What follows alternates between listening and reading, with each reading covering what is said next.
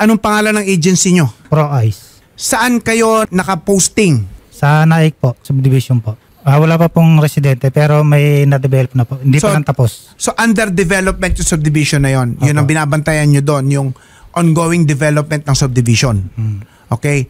Ilang buwan na kayo walang sweldo? Magto 2 months na po. Anong pangalan ng subdivision na yon, uli? Masahito po. So sino ang developer ng subdivision na yon? Ang alam po namin si Mr. Wang po yung may kanya ng Okay, kasi subdivision. alam nyo, eto reminder sa mga kapwa natin security guards ha. Lagi nyong alamin, pag kayo ay nakaposte, lagi nyong alamin kaninong bahay, kaninong building, yung binabantayan ninyo. Okay? Kaya alamin nyo kung sino lagi kakontrata ng agency ninyo kasi kung hindi kayo nababayaran ng agency ninyo, pwede nyong singilin dun sa principal. Tandaan nyo yan, mayroon tayong tinatawag na solidary at joint liability ng principal with the agency. So kung ano may utang sa inyo ng agency, ano man yung pagkukulang sa inyo ng agency bilang security guards sa pagbabantay nyo doon sa bahay, sa lugar o negosyo ng principal na yon, pwedeng singilin sa principal. Tandaan nyo yan ha. So anong sabi ng agency nyo? Ba't hindi kayo nababayaran? Sa cheque daw po, hindi daw po na ibibigay ng masahito ng kliyente. So ang dahilan nila, kaya hindi kayo nababayaran ng principal. Dapat hindi pwedeng dahilan yon. Di ba? Hindi problema ng mga security guards na nakaposte sa isang negosyo o isang lugar na hindi nababayaran yung agency ng kanyang principal. Kasi dapat yung agency may sariling puhunan na pangsweldo sa mga tao nila. Okay? Ano ang huling usapan ninyo sa kanila? Kailan daw kayo babayaran? Sabi po yan mag-antay-antay lang. Okay, may mga nakaposte ba kayong kasama doon na naiwan? Meron po. Ilang kayo lahat-lahat doon? Bale, 8 po. 8? 8 kayo nandito. Ilan ba kayo? 1, 2, 3? May sa Kawit pong kasama. So may isang subdivision sa Kawit din? Opo. So magkahiwalay yon? Opo. Ganon din ang problema ng 8? Tsaka po sa sila. Isang developer din yan? Opo. Okay. Ang minimum po sa NAIC Cavite is 479 pesos. Sila po ay sumasahod ng 466 pesos sa loob po ng 12 oras. So ibig sabihin, attorney at mga kapatid, mga kuya, kulang po ang sahod niya ng 312 pesos. Christopher Mondarin, Mr. Mondarin. Yes sir, good afternoon. Kamusta po? Si Attorney Freddy Villamor po ito. Yes sir, good afternoon. So ano po bang problema natin? Bakit po hindi nababayaran ang sweldo ng mga security guards na ito? 2 buwan na daw. Yes sir, actually sir, ang naging problema po namin dyan is yung kliyente po kasi namin. Actually yung July, August, September, hindi pa kami nababayaran sir. Pero yung July, August, September, naabunuhan naman na po namin. Ngayon, humihingi kami nga ng assistance na dito sa kliyente namin na baka pwedeng bitawan na kasi 3 months na po yung inabunuhan namin kaya hindi talaga na kakayanin ng pondo ng agency po. Kaya yun po yung nangyari. Yung mga gwardiya alam din po naman nila yan kung paano ko ginagawa ng paraan din po yung kanilang sale.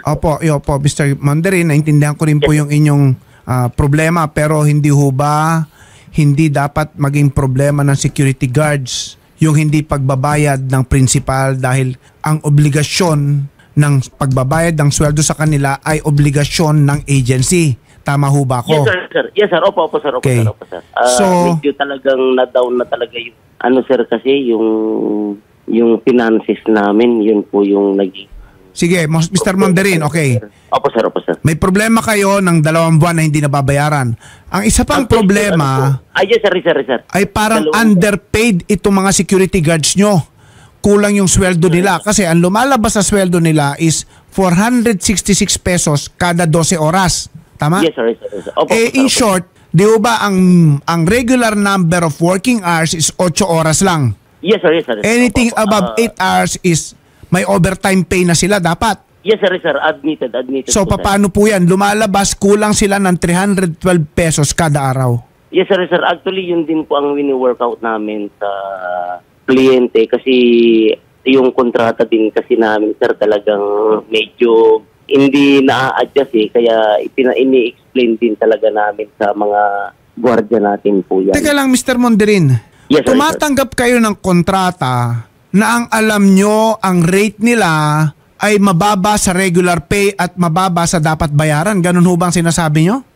Kasi sinasabi nyo, yes, pinapa-adjust nyo yung kontrata nila. So in fact, from the very beginning, alam nyo na yung rates na ibabayad nyo sa mga security guards nyo ay kulang. Yes, sir. Base sa regular. Actually, sir, ang status po kasi namin, sir, surviving lang talaga yung agency, sir. Kaya yun lang po yung nakukuha. Kayo ba alam nyo na bago kayo iposte doon, alam nyo kung magkano ibabayad sa inyo?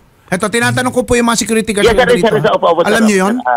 Opo, sir. Kinakausap naman po sila, sir. Okay, so Mr. Monderin, sinasabi dito ng isang tao ninyo, hindi nila alam na yung ibabayad nyo sa kanila ay mababa sa regular or sa minimum wage. Tama? Hindi nyo alam? Hindi po. O pero nung matanggap nyo na kulang yung sweldo nyo, ano sabi nyo sa kanila? Wala po.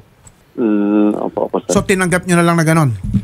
So pero Mr. Monderin, paano, Yes. ano pwede nating remedyo para sa mga taong ito? Kahit makapagbigay siguro kayo ng konti muna para kahit paano maitawid gutom sila. Opo, sir. Yun po ang wino-workout namin, sir, na nagre-risk pa rin po kami ng pwede namin ipabali sa kanila para naman po kahit So pero paano hindi makatawid siguro sila. bali ang tawag doon dahil may utang na siya kayo sa kanila, so hindi na bali yan. Kayo ang Opo, may utang, sir. in short, kayo pa nakabali sa kanila eh. Yes, sir. Sorry for the term, sir. Pero we are working it out, sir. Just to happen na talagang na-down talaga na yung finances kasi namin, sir. Kaya nakarating na sa inyo yung aming mga tao. Okay. Isa pa, Mr. Monderin, ang nandirito sa amin ngayon ay 7 tao na nakaposte doon sa ibang subdivision. Ganon din ang Yes, sir. problema. Yes, sir. Kawit. Opo, sir. Tsaka po silang. Yes, sir. Yes, sir. Kawit sir. and silang po, Sir Christopher. Yes, sir. Actually, sir, pagkatapos po natin, I will communicate with the client kasi talagang kung ako po, ma'am, kahit na makulong na po ako, wala na po talaga akong ilalabas, ma'am. Kasi yung agency po talagang 3 months yung inabono namin at napaka-late po namin. Yan lang po ang kliyente namin yung pinagdidutihan po nila. And hindi po kami nag-grow kasi mahirap talaga sa security agency, ma'am. Teka lang, sir. Teka lang, Mr. Monderin, kakausapin namin yung provincial head ng Dole Cavite para malaman namin kung anong pwedeng remedyong magawa ng ating mga security guards dito Pakihintay lang po yung kanyang sasabihin Pakimonitor nyo po. Hello po, Ma'am Marivic Martinez. Yes, good Opo, afternoon Ma'am po. Marivic, magandang hapon po. Ma'am, live po tayo sa programa po ni Senator Raffy Tulfo. Ma'am Marivic, bali, meron pong dumulog dito, ma'am. 7 po sila na nandito. Sila po ay under po ng agency na Pro-I Security Agency. Ang sa pagkakaalam po namin, ang minimum po sa NAIC is 479 pesos at sila po ay sumasahod lamang po ng 466 pesos sa loob po ng 12 oras. Maliban pa doon, Ma'am Marivic, 2 buwan na pong atrasado ang kanilang sahod. Okay. Opo. So, ganito po, nakakalungkot po yung sinasapit ng ating mga security guards dyan po sa Pro-I Security Agency. Hindi po tama na isagot ng security agency na sila ay hindi binabayaran ng kanilang principal. Opo. Dahil bago po makakuha ng isang certificate o yung valid na DO-174 registration, ay sinisigurado po na may substantial capital ang isang security agency. So hindi po sagot na o katwiran na sila ay hindi binabayaran ng kanilang kliyente. So dapat po ay nasa tamang pagbabayad na tatanggap po ng ating mga security guards. At the same time po, yung minimum wage na nakalaan para sa manggagawa na nasa NAIC ay talaga pong 479. So wala pong bababa sa 479 pesos. Yan po ay sa pagtatrabaho ng 8. So kapag sumobra po ng 8 oras, ay may 25% na premium sa kada oras na overtime nila. So kung sila po ay 12 oras, may 4 na oras po na may dagdag na 25% sa regular day at 30% sa mga holidays at dun po sa rest day na tinatawag. So talaga po malaking obligasyon ang kailangan gawin ng Pro-I Security Agency sa kanilang mga security guards. Ma'am Marivic, Yes po. si Attorney Freddy Villamor po ito. Ma'am, kanina may nabanggit kang dokumento o requirement na clearance. Ano po yung clearance na yon? Pakiulit niyo po. Tungkol sa capitalization ng isang security agency, ano pong tawag doon? Substantial capital po sa isang contractor tulad ng Pro-I Security Agency, ang 5 million capitalization na kung saan po sila ay magpaparehistro sa DOLE. At yung substantial capital, yan po yung sagot kapag hindi nakapagpasweldo ng tama ang kanilang kliyente, dapat po sila mismo ay mayroong kapital na siyang sasagot dito sa mga pagkukulang ng kanilang mga kliyente.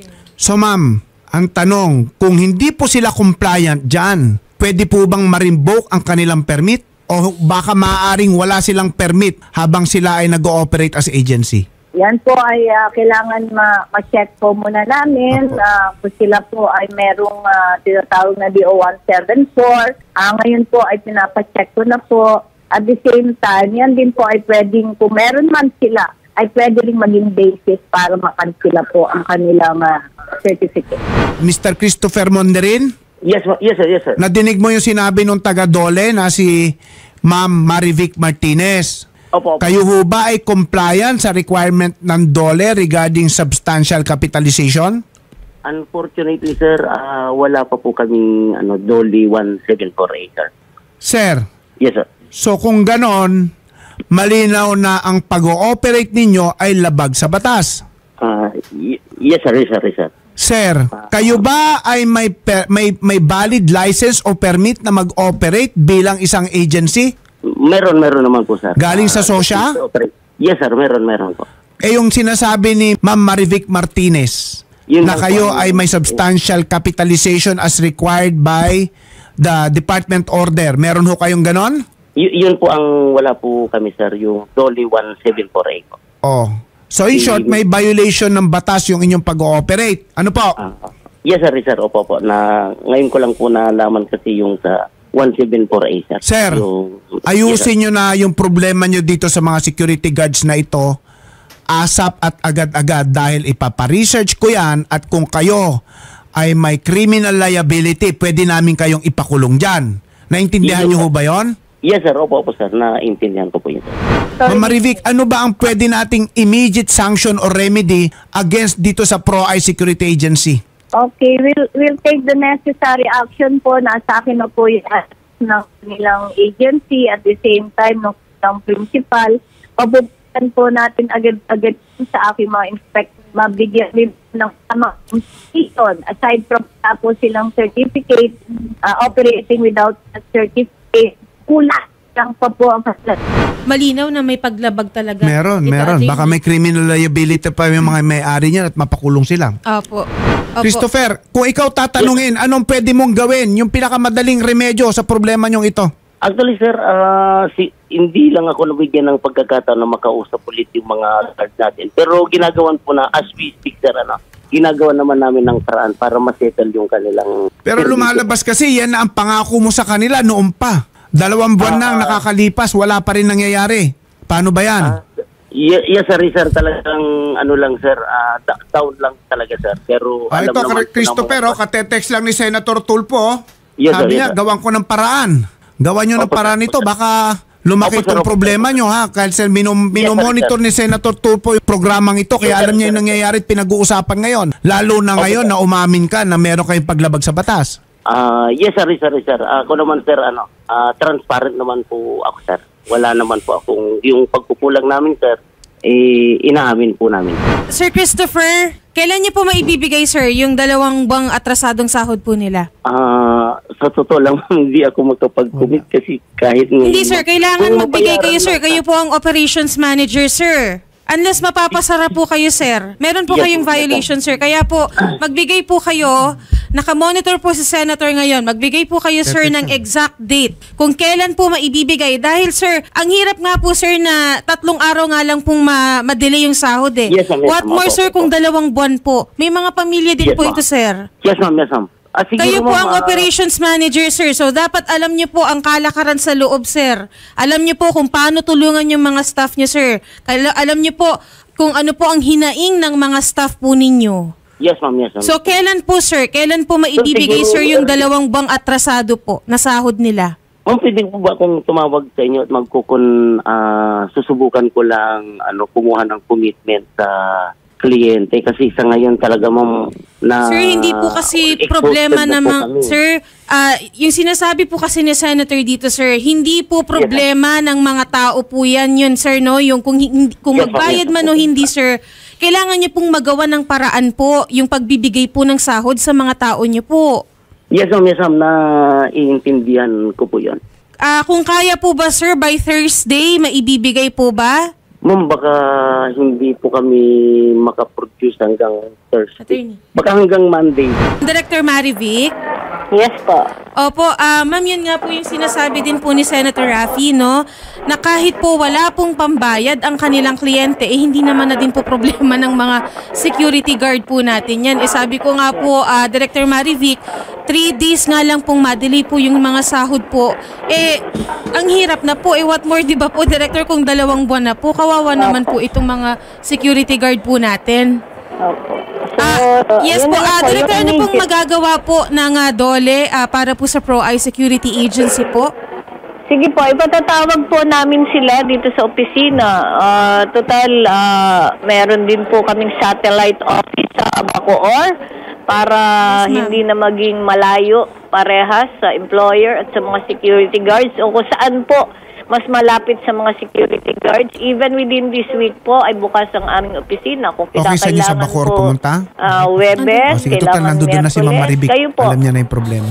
Ma'am, dyan na po namin sila papupuntahin sa inyo dahil pamilyar na po kayo sa problema nila at Yes, po.